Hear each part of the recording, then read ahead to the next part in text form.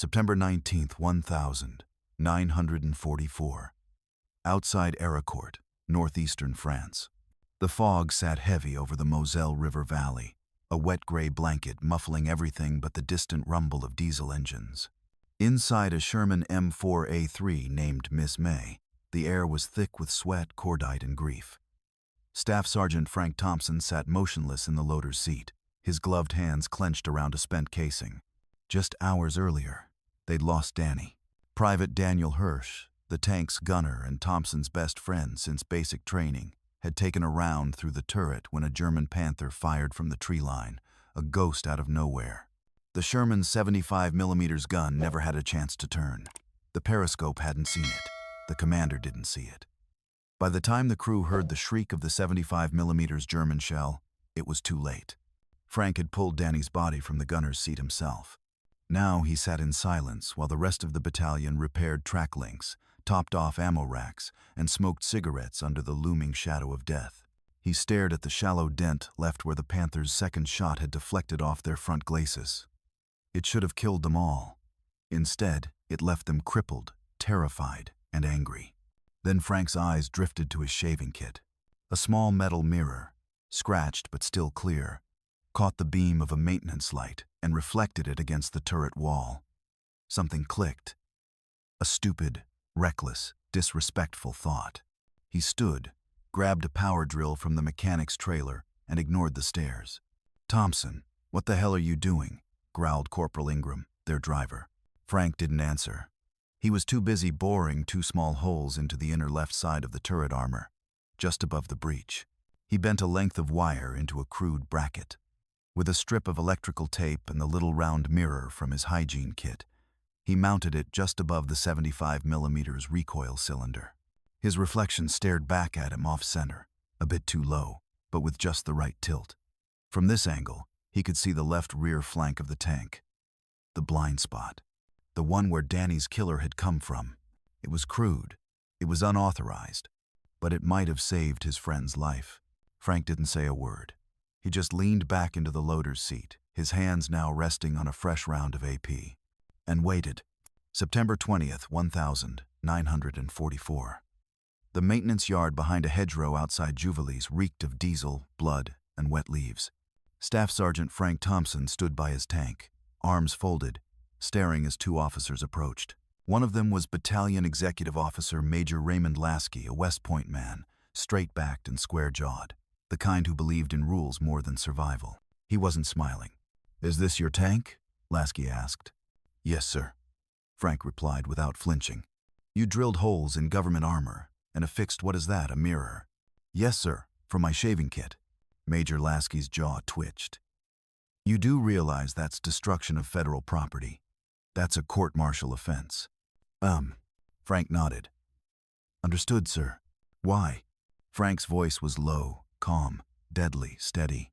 "Because yesterday we lost Hirsch, sir. From a Panther on the flank. If I'd seen it sooner, he'd still be alive.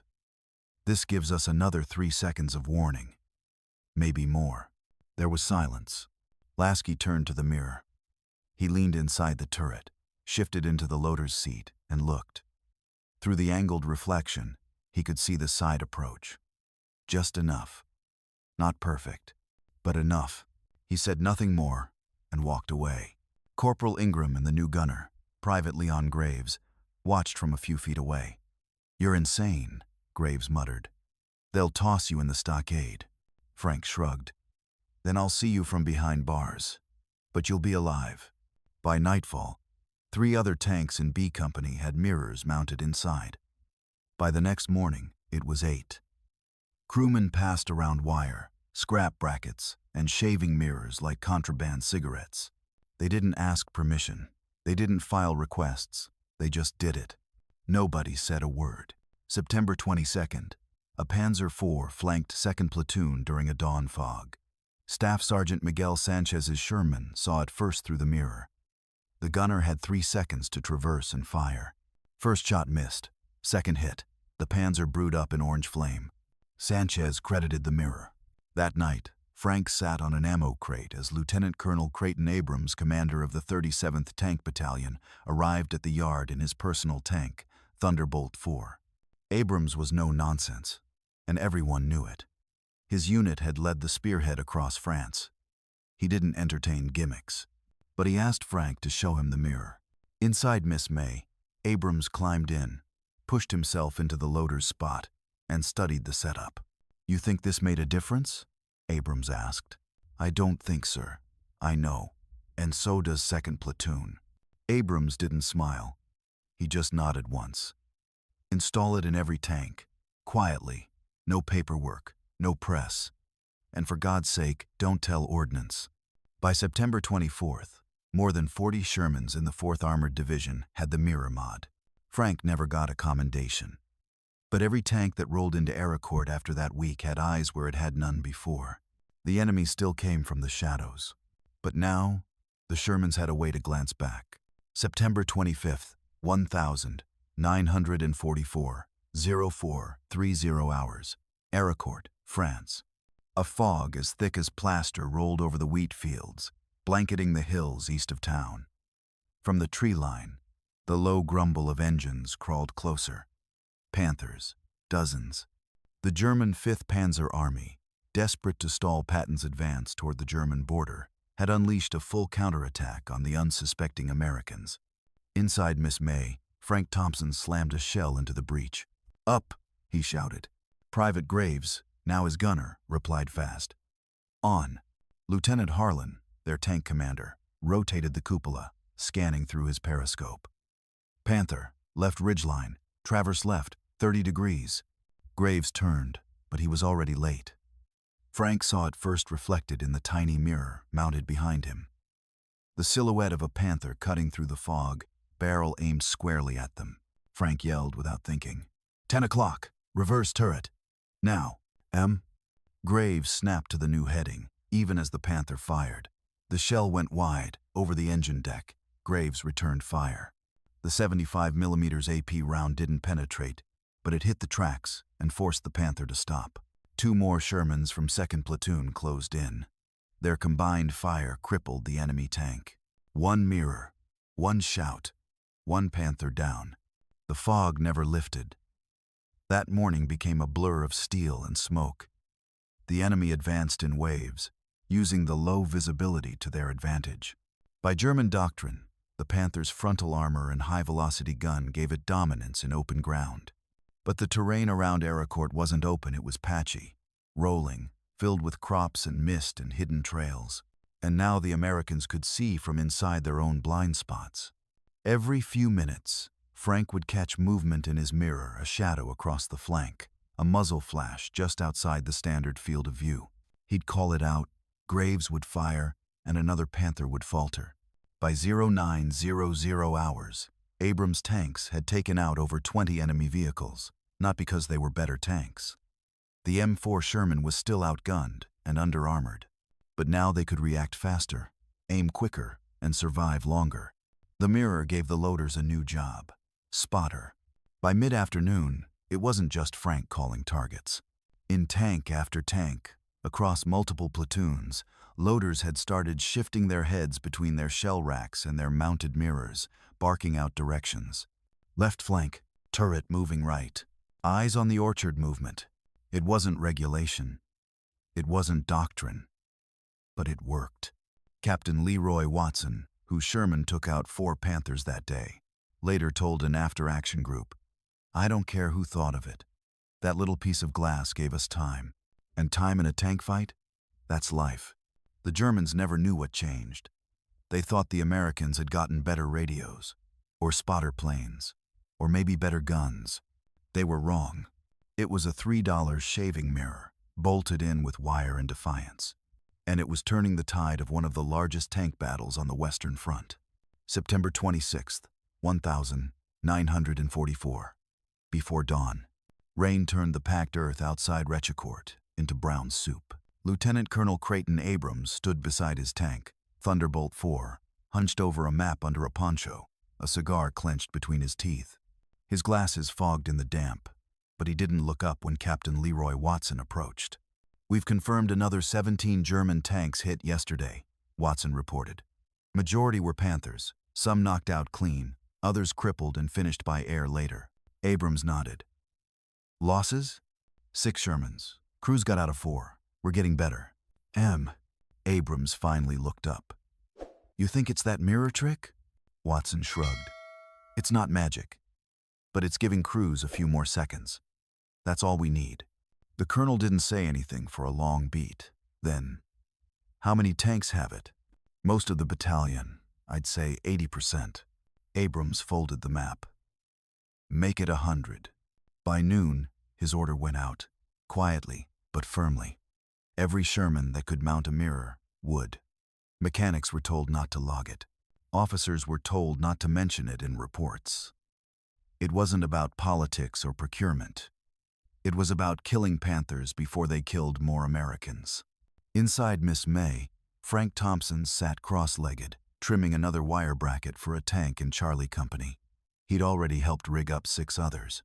Some loaders came with mirrors from home. Others broke compact sets in half and begged scrap glass from field medics. The designs varied: circular, square, angled, but the function was the same. Visibility where there had been none. Frank didn't talk much anymore. He just worked. His face had grown leaner since Danny's death. Fewer jokes, less sarcasm, just purpose. Meanwhile, the German 11th Panzer Division was being shredded. Despite better optics, heavier armor, and longer-range guns, they couldn't outmaneuver American coordination. Each time they tried to slip through the fog and flank, they were caught. Not by fancy equipment or genius tactics, but by loaders with eyes in the back of their heads. A mirror mounted inside Thunderbolt 4 caught 2 flanking Mark IVs trying to encircle Abrams' tank at 1,600 hours that day. The loader shouted. The turret spun, and both enemy vehicles were disabled before they fired a shot. Abrams didn't forget that. By September 28th, the tide at Arracourt had completely shifted. Over 40 German tanks had been destroyed. The Americans were still running with lighter armor and smaller guns, but they moved faster, communicated better, and now, thanks to a loader with a dead friend and a mirror, they could see threats before they became deaths. And every loader in the 4th Armored Division knew who started it.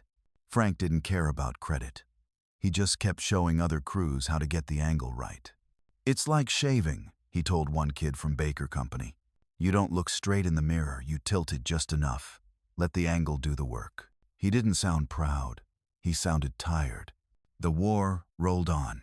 But the Shermans were hitting first now. September 29th, 1944.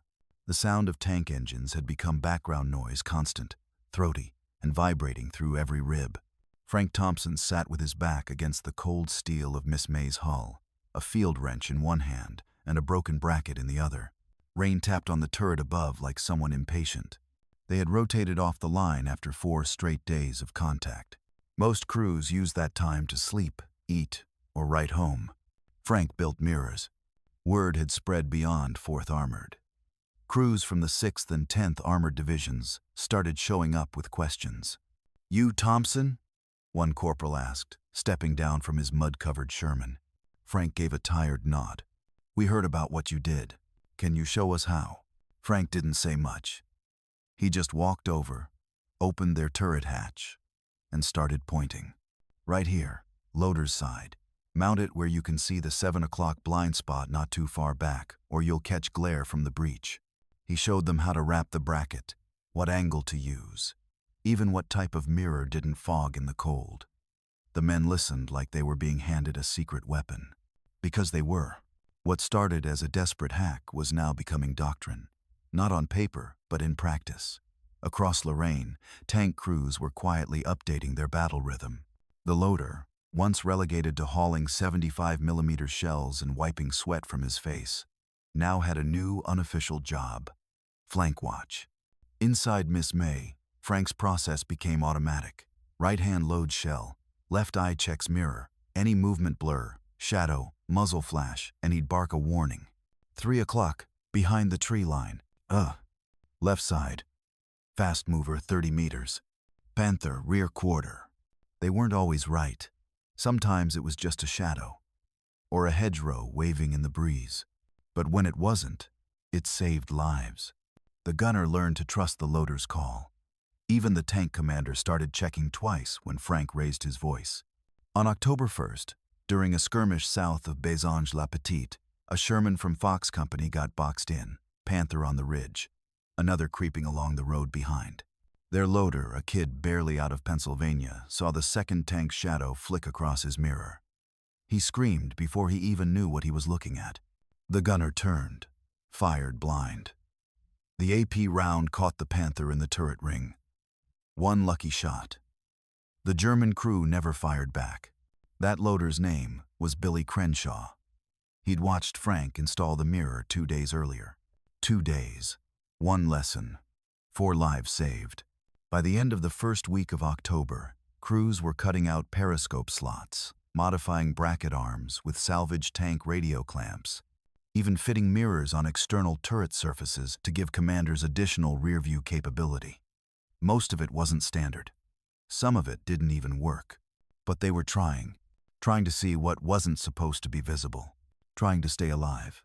And behind it all, without insignia or command, was Frank, the quiet man with the wire spool, a wrench, and a hollow look in his eyes. October 3rd, 1944, 0635 hours. Mist clung to the hills east of Luneville like wet gauze. The rain had stopped, but the roads were still slick and churned into ruts by tank treads and half-track wheels. Miss May rolled slowly along a muddy orchard trail, third in column behind 2 other Shermans. Frank Thompson was in position, sleeves rolled to the elbows, one shell already resting against his boot for quick loading. The mirror inside the turret shook slightly with every bump, its edges taped and reinforced with a steel washer Frank had welded in overnight. Lieutenant Harlan's voice came sharp over the intercom. "Stay alert. Intel says they pulled back, but I don't trust it. Panthers don't just vanish." They were headed toward a suspected German fallback point. The hedgerows were taller here, visibility lower. The usual gut tension settled in. Graves' hands danced over the traverse handles. Frank's eyes flicked from ammo rack to the mirror, again and again. It caught him off guard. A flicker, small, fast, but distinct. The reflection jumped in the upper corner of the mirror, movement in the tree line on their right rear flank. Too high and too straight for infantry. Frank didn't wait. Panther. 5 o'clock, 60 yards. On the ridge. Graves didn't question. The turret whirred fast, gun elevation climbing. Harlan gave the command just as Graves fired. The first round punched through a clump of brush and exploded short, but the shock flushed the Panther from its ambush position.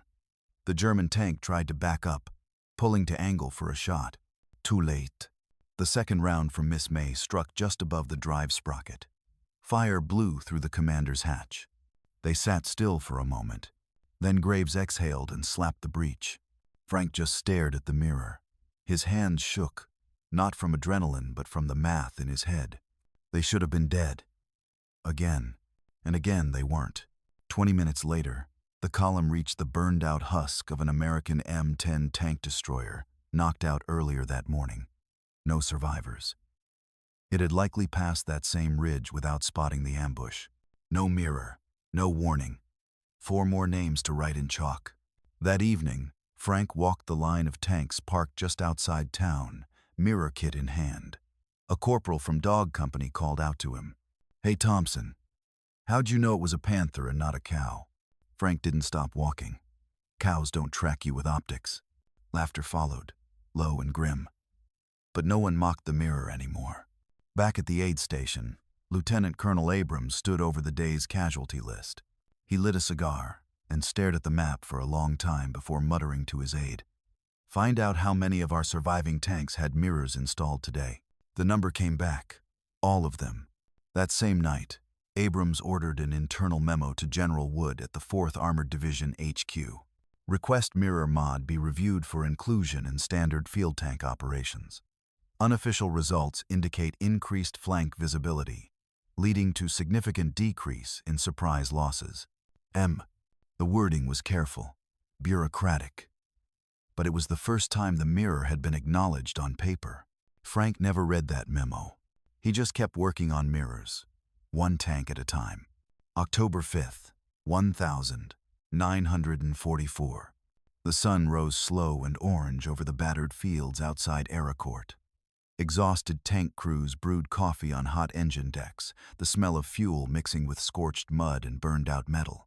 Sherman tanks, dented, patched, some still streaked with soot, lined the fields like grazing beasts after a hunt. The mood was quiet, but not defeated. They had survived. And that morning, General George S. Patton rolled into the 4th Armored's forward command post in a jeep caked with mud up to the wheel wells. He wasn't smiling. Lieutenant Colonel Abrams met him at the edge of the bivouac, saluted, and launched into the casualty numbers and enemy armor destroyed. Patton cut him off. "I heard you beat back over 80 Panzers with those tin cans of yours." "How?" Abrams didn't flinch. "Aggression. Speed. Loader, mirrors." Patton blinked. "Mirrors?" Abrams pointed to Thunderbolt IV, where a small square mirror was now bolted just above the loader's rack. "A loader in B Company improvised. Let him see the flanks without rotating the turret. Warned crews in time to traverse before getting hit. We've adopted it across the battalion." Patton stepped closer. He climbed onto the side of Thunderbolt IV, peering into the hatch. He saw the mirror, just a piece of shaving glass on a bent bracket. Ugly, practical, unauthorized. He stared at it a long time. Then he looked at Abrams. "You're telling me a goddamn $3 drugstore mirror helped beat back one of Hitler's best Panzer divisions?" Abrams nodded once. "It did, sir." Patton pulled off his gloves, leaned over, and tapped the mirror with one knuckle. "Then I want every tank in 3rd Army to have one." Within 48 hours, the order came down from 3rd Army Command. Field. Install flank. View mirrors in all armored vehicles where feasible. No delay, no bureaucracy, no forms, just action. Sherman crews across France scrambled for materials. Tank depots scrounged every reflective surface they could find: shaving kits, motorcycle mirrors, broken truck side glass, even dentist tools from abandoned aid stations. It wasn't standardized. It didn't need to be. Frank Thompson, still with grease on his hands, overheard the radio announcement as he was reinforcing a bracket on a Sherman from the 702nd Tank Battalion. He didn't react, just handed the loader a wingnut and said, "Tighten that before she rattles loose." That night, Frank was called to Battalion HQ. Abrams wanted to see him. The tent was lit by a single lantern.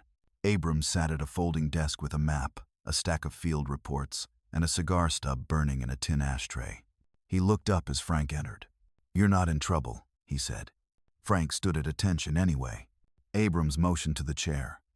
"Sit." Frank did. Abrams studied him for a moment. "You lost someone important." Frank nodded. "My gunner." "I know. I read the report." Abrams paused. "That mirror, it wasn't about saving the tank, was it?" Frank shook his head. "It was about making sure I never had to pull another friend out of the turret." Abrams leaned back, the canvas chair creaking. "You saved more than friends, Thompson. Patton's using it across the entire front now. Do you know how many tanks have them because of you?" Frank shrugged. "Doesn't matter if they don't know how to use it." Abrams smiled faintly. "Then I want you to teach them." Frank blinked. "Sir? You've got 2 days. You're going to the 6th Armored next, then the 10th. Loader to loader. Show them where to place it, how to watch, how to call targets. Make it habit." Frank didn't salute. He just nodded. Because for the first time since Danny died, he felt like what he did mattered. October 8th, 1944. Morning mist curled off the roads as Frank Thompson rode in the back of a supply truck, headed toward the 6th Armored Division staging area near Perroy Forest. He had a duffel bag at his feet, half full of wire, washers, bent brackets, and glass pulled from broken compacts and discarded trucks. No uniform change. No rank change. Still a loader, but now with orders from Abrams himself. He didn't like being pulled off Miss May, didn't like leaving Graves and Harlan, but Abrams had been clear. This saves lives. Make them believe it. At first, the men of the 6th Armored gave him the usual look: suspicion mixed with fatigue. A tech sergeant from Alpha Company folded his arms and said, "What makes you think we need some junk mirror in here?" Frank didn't argue. He climbed into their Sherman, asked the loader to take position. Then, without a word, bolted in a mirror just above the breech, angled it, and pointed. "Now tell me what's coming from your 5 o'clock." The loader blinked, then swore. "I can see the tree line behind us." Frank stepped out. "That's where the Panthers come from." He showed another crew. Then another. Word spread fast. Some were skeptical. Some were embarrassed they hadn't thought of it themselves. But by that evening, over 20 tanks and 6th Armored had mirrors mounted. He stayed the night in a canvas tent beside a mess line and taught 5 more loaders by flashlight. By October 11th, Frank moved to the 10th Armored Division, near Nancy. These men were harder, sharper. Many had been hit at Metz and didn't like outsiders telling them how to fight. But Frank didn't lecture. He just opened the duffel, held up a cracked piece of polished glass, and said, 2-second warning. That's all this buys you. Might be the last 2 seconds you ever get." One crew from Charlie Company had been hit from the side 3 weeks earlier. Only 2 men survived. Their new tank commander, a red-headed lieutenant from Georgia, let Frank install the mirror without a word. The next morning, they caught a camouflaged Hetzer creeping along a farm path. The loader saw the movement in the mirror. The gunner fired before the German tank destroyer even got its gun lined up. Frank wasn't there for the kill. But the crew left a message on the side of their turret in white chalk. "Thanks, Frank." By October 15th, he had trained over 300 tank loaders. Not all got it perfect. Not all installed it right. But enough of them did. Across Lorraine, tank crews were writing new SOPs, not from HQ, not from manuals, but from conversations over oil drums and ration crates. The mirror mod became part of the tank's soul, like the radio, like the spare track welded to the front hull. A tool not just of metal and glass, but of instinct and muscle memory. And Frank Thompson, the man who'd once been threatened with court-martial for drilling 2 holes in a Sherman, had become a ghost in every loader's turret. His trick, simple, illegal, brilliant, was saving lives daily.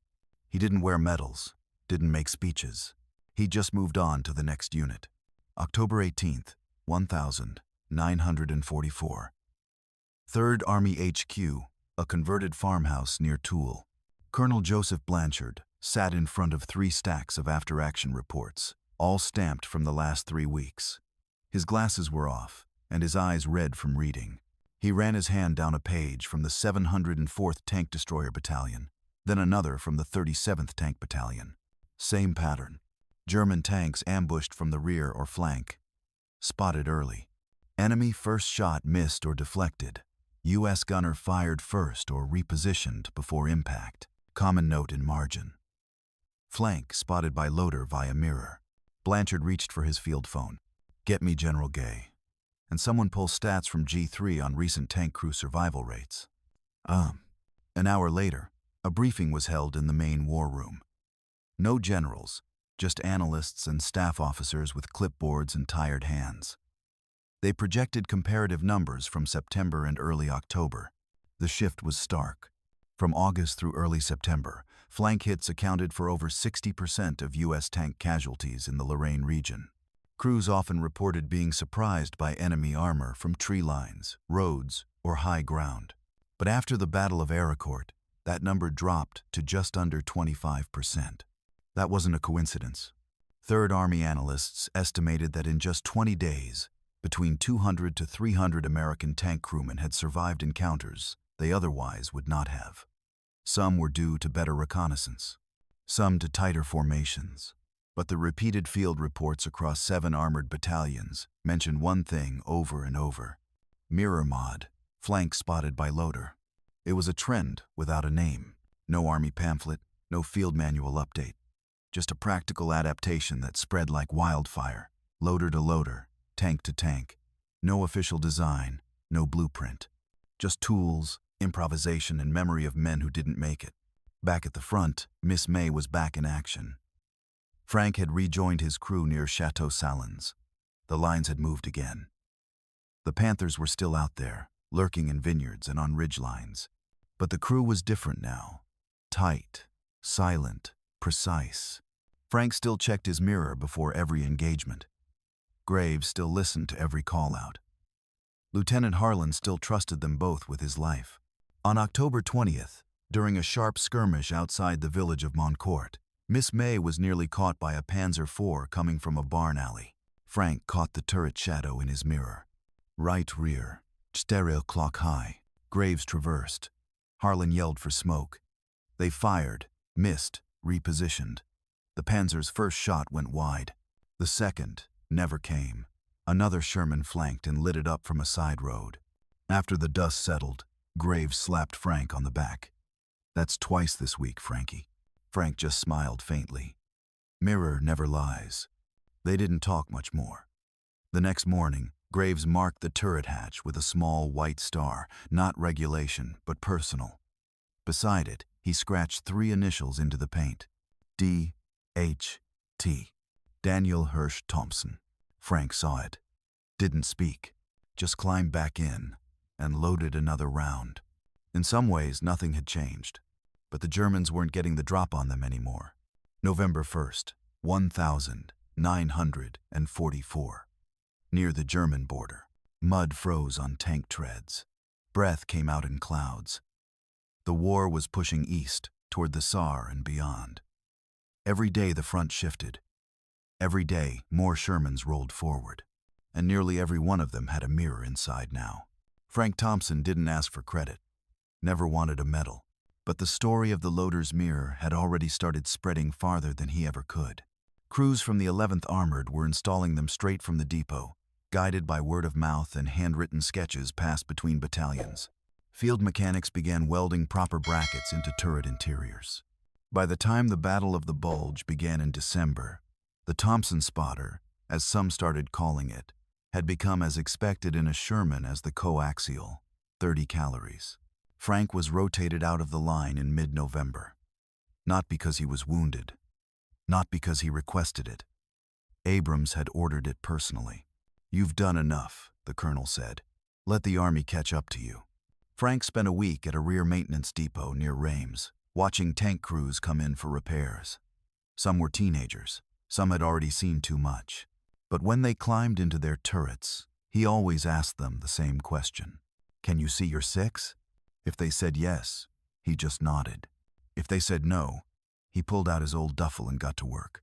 One day, a young corporal from the 4th Infantry Division stopped by while Frank was eating. He'd heard the story. Said his uncle had been in a tank near Chateau Solens, got ambushed, survived because the loader caught the Panther coming through a side mirror. He said they thought it was just a dumb trick, the corporal said, till it saved him. Frank wiped his hands, leaned back, and looked at the sky. He didn't say much. Just offered the kid the last half of a cigarette and nodded.